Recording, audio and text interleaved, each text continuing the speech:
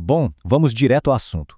Quando o nome José de Alencar surge, a primeira imagem que vem à mente é logo aquela dos livros de leitura obrigatória na época da escola, não é mesmo? Mas na nossa análise de hoje, a gente vai desconstruir o José de Alencar. Vamos entender ele não só como aquele romancista famoso, mas como um arquiteto super ambicioso. Um cara que lá no século XIX desenhou de forma muito consciente, muito calculada mesmo, a identidade cultural e o sistema político do Brasil. Ele não estava só escrevendo historinhas, ele estava literalmente projetando as fundações de uma nação inteira.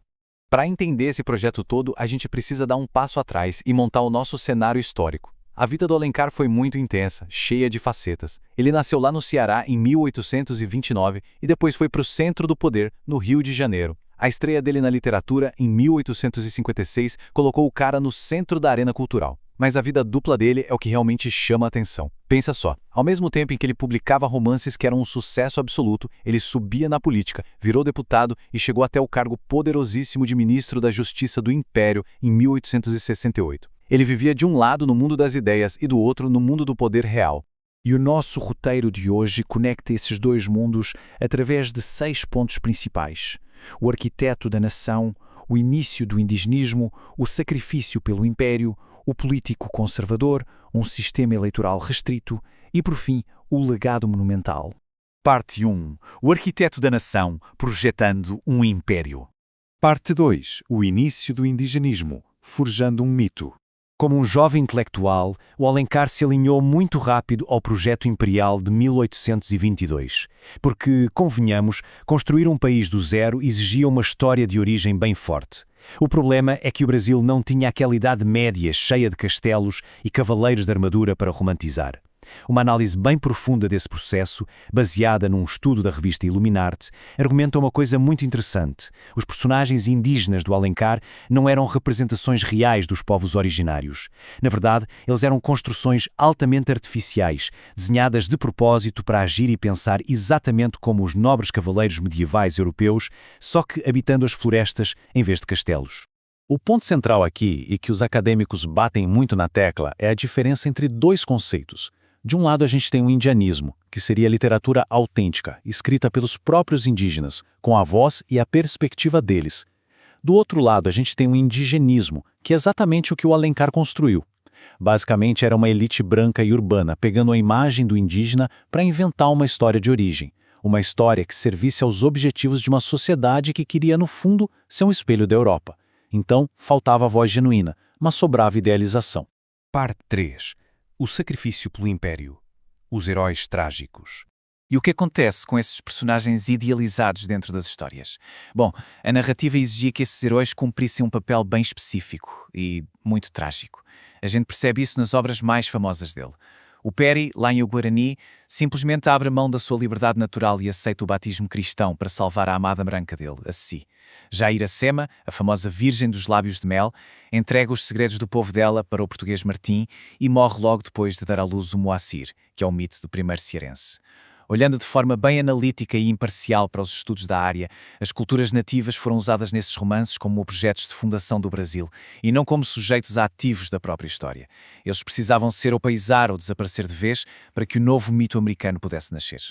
Tudo isso constrói um mito literário romântico belíssimo.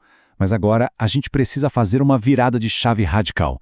Vamos sair das florestas idealizadas e entrar nos salões do Império.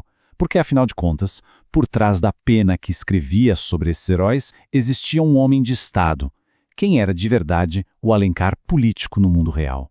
Parte 4. O político conservador. A realidade do Império. O contraste é gigantesco.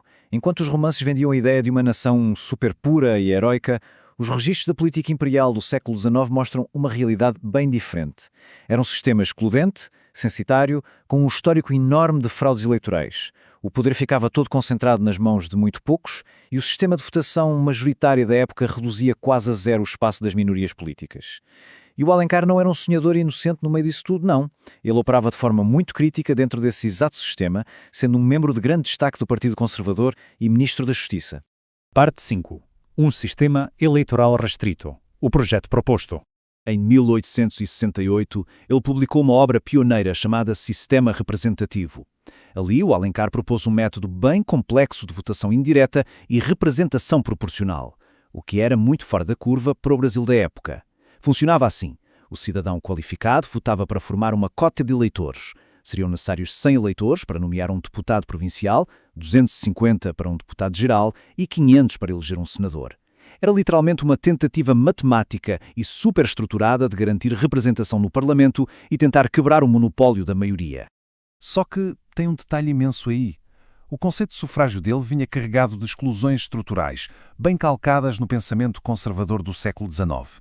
O projeto dele justificava manter as mulheres de fora com o argumento de que a deliberação política acontecia em casa, no núcleo familiar, e o chefe da família é quem votaria por elas. Excluía também os analfabetos, partindo da premissa de que eles não teriam como expressar a própria vontade numa cédula de papel. Além disso, o sistema mantinha exigências de renda mínima e deixava os criminosos de fora.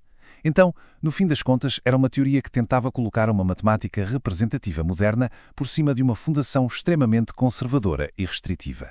Mesmo assim, para a gente analisar a obra teórica dele com justiça, é fundamental resgatar as próprias palavras do autor. Ele dizia o seguinte: o voto é uma fração da soberania nacional, o limitador natural de todo o poder. Apesar de todas essas exclusões pesadas da época, esse esforço do Alencar para tentar frear os abusos do sistema e teorizar sobre os limites do poder foi um debate intelectual importantíssimo durante o Brasil imperial.